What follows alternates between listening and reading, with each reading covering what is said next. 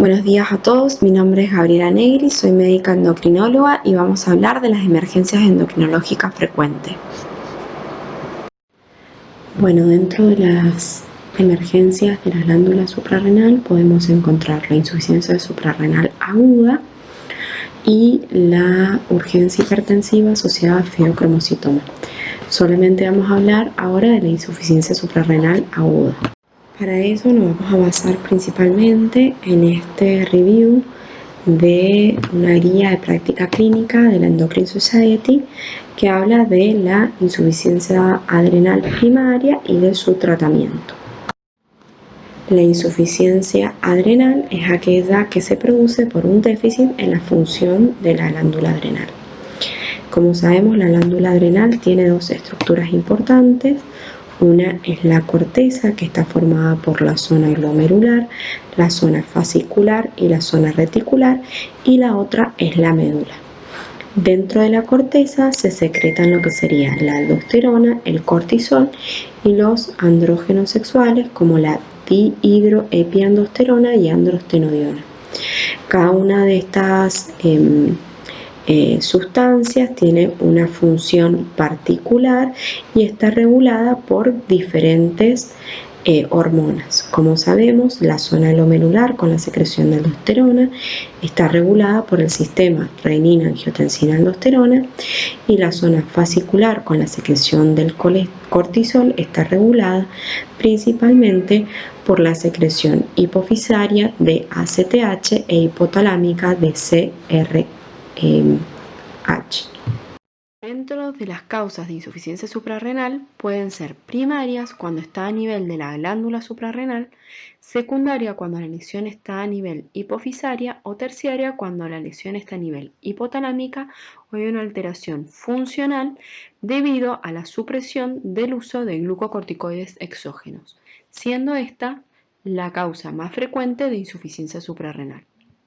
Vamos a ver que en la insuficiencia suprarrenal secundaria la actividad mineralocorticoide está preservada porque, como ya dijimos, está bajo el control del sistema renina-angiotensina-aldosterona más que sobre el control de la ACTH. Otros pacientes que deben ser considerados en riesgo incluyen pacientes que tienen antecedentes personales o familiares de trastornos autoinmunes. También hay que tener en cuenta los pacientes que tengan HIV, que pueden presentarse con otras complicaciones como tuberculosis, citomegalovirus, que pueden desencadenar la insuficiencia suprarrenal. Los medicamentos que o bien reducen la síntesis de cortisol, tales como el ketoconazol, o aumentan el metabolismo del cortisol, como la rifampicina o la fenitoína, también dan un mayor riesgo de crisis adrenal. Generalmente la clínica de la insuficiencia suprarrenal es insidiosa y progresiva, por lo que hay que recabar de forma minuciosa la sintomatología a través de la anamnesis y el examen físico. Con mayor frecuencia se afecta a pacientes que tienen insuficiencia suprarrenal crónica en el contexto de un evento precipitante, como puede ser una situación de estrés, infecciones, traumatismos o cirugías. Con menor frecuencia puede ser la primera presentación de una insuficiencia suprarrenal no diagnosticada. Y también recordar que existen factores precipitantes de las crisis adrenales, por ejemplo, en un paciente con una insuficiencia suprarrenal conocida que haya omitido alguna dosis habitual de medicación o que no haya hecho el ajuste de dosis ante un proceso intercorriente, y en aquellos pacientes sin insuficiencia suprarrenal conocida hay que tener en cuenta, por ejemplo, pacientes con una hemorragia o un infarto adrenal bilateral o aquellos pacientes que suspendan bruscamente un tratamiento prolongado con corticoides o un tratamiento de altas dosis de corticoides que lo realice en corto tiempo.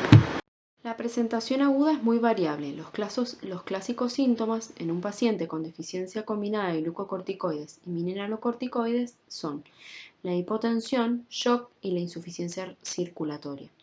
Hay muchos otros síntomas que pueden estar presentes y pueden preceder a la crisis.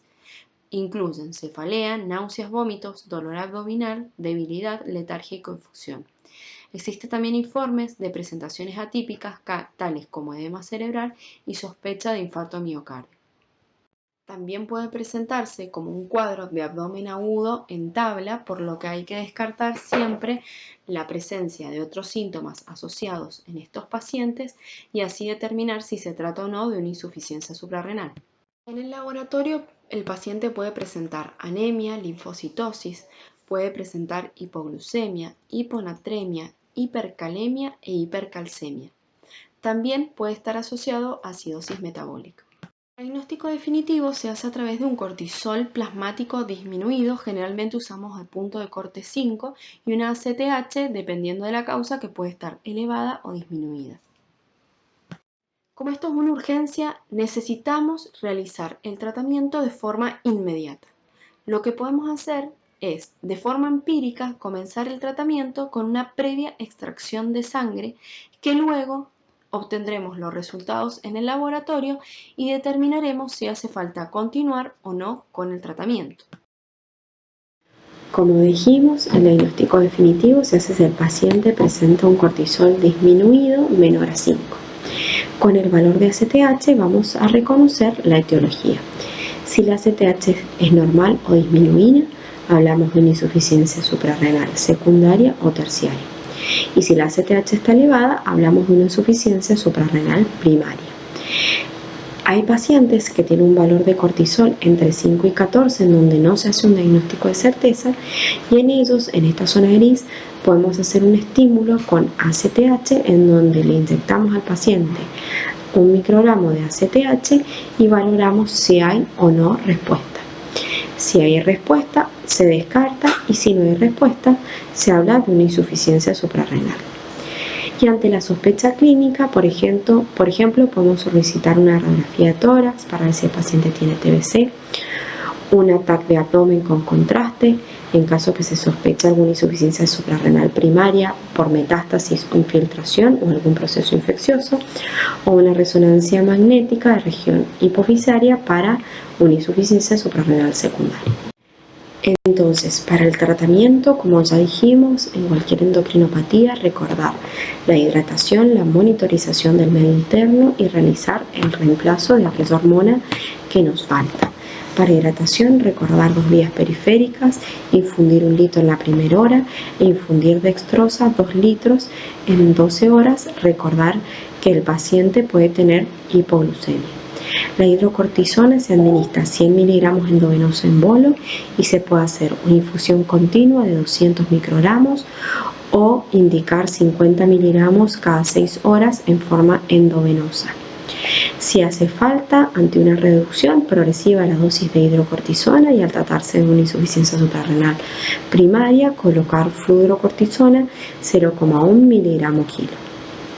Siempre recordar, como dijimos, el manejo del medio interno ante la presencia de hiponatremia e hipercalemia, realizar el ajuste de medicación necesario. Y lo más importante, siempre es preferible prevenir que curar.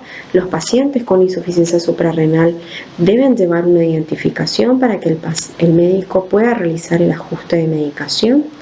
Y recordar que tenemos distintas situaciones de estrés, como puede ser un estrés leve, moderado o grave, por lo que hay que instruir al paciente cómo actuar en cada situación.